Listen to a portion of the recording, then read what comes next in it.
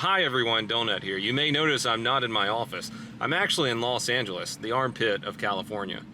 California is kind of the armpit of the United States, so it's like a double armpit. Armpitception. What a perfect place to film a shooting breakdown though. First off, new vlog up on the second channel where I go shoot some guns with Mr. Meat Canyon himself. Check that out. Oh, why am I in LA, you may ask? It's because I came to the premiere of V for Valor. It's a show I did for Vet TV. The first episode is up on VetTV.com right now. I'm just gonna sit in the car and film this one because every time I get out of the car here in Los Angeles, I feel like I see another homeless guy's wiener. Kind of like that guy over there swinging around that huge hammer of a dong. He should really be in a different line of work. Instead of smoking crack. Also, sorry about the last video I put up on the channel, the vlog. No one died in a shootout with police in that video, and I just want to go ahead and apologize for that. Got a pretty crazy situation for the shooting breakdown we're going to do for you sexy mother lovers today. A 12-year-old and a 14-year-old suspect got into a huge shootout with police officers. Not just any police though, the Volusia County Sheriff's Department. I feel like they're always getting into some kind of crap, like the Las Vegas Metropolitan Police Department when it comes to shootings. They shoot like 4 people a week. The video I did last week where the dude stole not 1, but 2 police cars was a guy in Volusia County. You just can't do nothing with Florida men.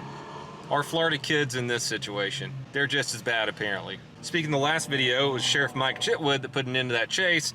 He got pretty angry about the situation we're going to look at today, and we'll watch some of that here in a bit. He was an angry sheriff. He had a very angry press conference about this whole thing. This incident started June 2nd at around 5 p.m. when 2 foster kids, a 12-year-old boy and a 14-year-old girl, were reported escaped from their home. They were both in foster care, so you already know it's probably a crappy situation for them, and they're probably not in a good headspace because most foster care is garbage. And that's why Sheriff Chitwood got pretty angry. This was a time-sensitive issue, seeing as how one of the young suspects was a diabetic and needed insulin. If the police didn't get to him within 4 hours, there could be a critical medical emergency. This isn't the 14-year-old's first rodeo with law enforcement though. According to Sheriff Chitwood, that 14-year-old that he runs away with, you may remember, over the last year or so, stole a bunch of puppies, gets put into a halfway house in Flagler County, burns the home down. That's right, she stole puppies, they put her in a foster home, and she burned the foster home down. These aren't your average cheeky and funny Florida man antics, like Florida man going to a Chick-fil-A naked then fighting people when they look at his wiener. These are the Florida antics that are tragic and cruel. Deputies were on the hunt. They were patrolling a neighborhood, doing all sorts of bolo stuff when neighbors approached them and said they had heard some broken glass coming from a nearby home. When deputies approached the house, they saw signs of forced entry and set up a perimeter. The homeowner, who was only gone for a short while, returned and told deputies that there was an AK-47, a pump shotgun, a handgun, and a couple of 100 rounds of ammo inside of the house. Our 2 young suspects actually broke into the house, took baseball bats, and smashed up everything inside. Like I said, not the cute and spontaneous kind of Florida crime. Police showed up, and at around 8:30 p.m., they started taking fire from inside the home. Seems like those kiddos had gotten a hold of the AK-47, the pistol, and the shotgun. The suspects spent the next several minutes shooting at police from all sorts of different angles inside the house. They were running from window to window, just popping all shots at police from the 3 firearms that they had. Cool as a cucumber, Sergeant Donnie Maxwell posts up on a tree behind the house while taking fire and remains calm, constantly updating the perimeter on where the suspects are and what they are doing. The sergeant keeps telling them to drop their weapons, but the female with the shotgun just keeps shooting at him. At one point, she even comes outside and even threatens to kill the sergeant. Damn. Shot fired.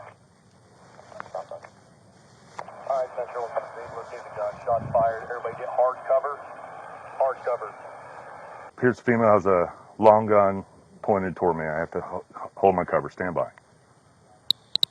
It's either a shotgun or a long gun. Female has it in her hand. Juvenile male looks like he has something in his hand as well. They're at the back sliding glass door on my side, which would be facing the 3.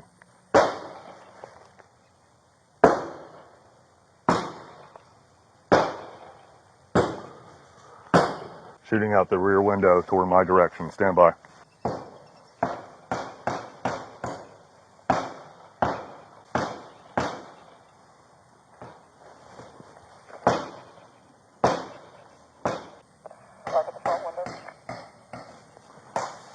Okay, no weapons in their hand. They just busted out the window in the back. Stand by. Female has a shotgun in her hand. Stand by. Put the gun down now! Just hold on. Take our time. 10-4, they're shooting at me. Hold the air. I'm code 4. She's re-racking around inside the shotgun. Juvenile male has a firearm in his hand. Juvenile female is at the 1-2 side corner. I'm not sure if they're going to come to the front door or not. Stand by. This part right here is kind of soul crushing because you know that the officer absolutely doesn't want to have to shoot a child. Don't make me do this. Don't do this. What he said kind of sums up what every single cop on scene is thinking. Nobody wants to shoot him. It's finally getting dark and the sergeant is still posted up behind a tree.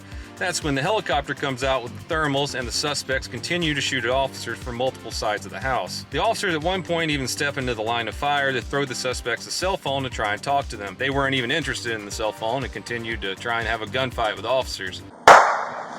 Who's with you? Stand by. Shots fired at me again. Juvenile male fired that round. Stand by. She's got the AK and the shotgun. She's wrapping it around the top of her neck. Shots fired! God damn it. Shots fired again. Female now has a pistol. Juvenile male has a long gun, so does the female. Stand by. The suspects finally step out from the garage and start shooting at officers, and they don't really have any cover, so officers fire back. There's nothing left for them to do at this point. You guys be careful of your phone markings out there by you guys.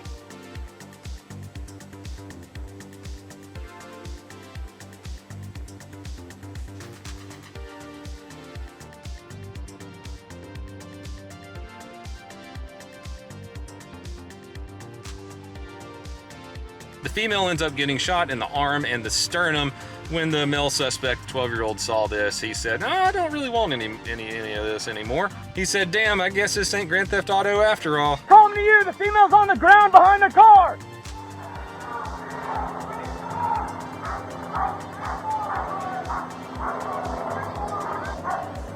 Hey, let's get him secure, get a status on her. We get him secure. We still got movement, hey.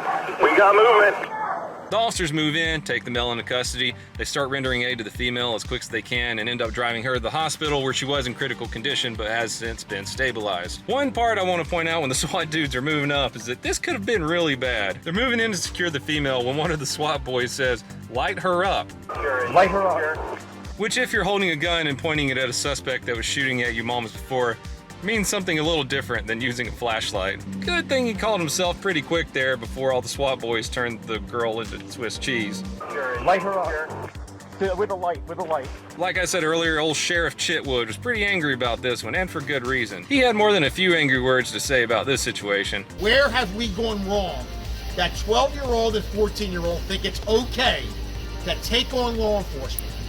What the hell is the Department of Juvenile Justice doing sending these kids to places that can't handle them? In the end, both of the suspects faced one count of armed burglary and a lot of counts of attempted first-degree murder of a law enforcement officer. Let me know how you think the police handled this situation in the comments below. I'm going to be back home here in a couple days, so I'll be starting the stream back up. Please go check out the vlog channel. I've been putting a lot of content on there. Until next time, please have a fantastic day.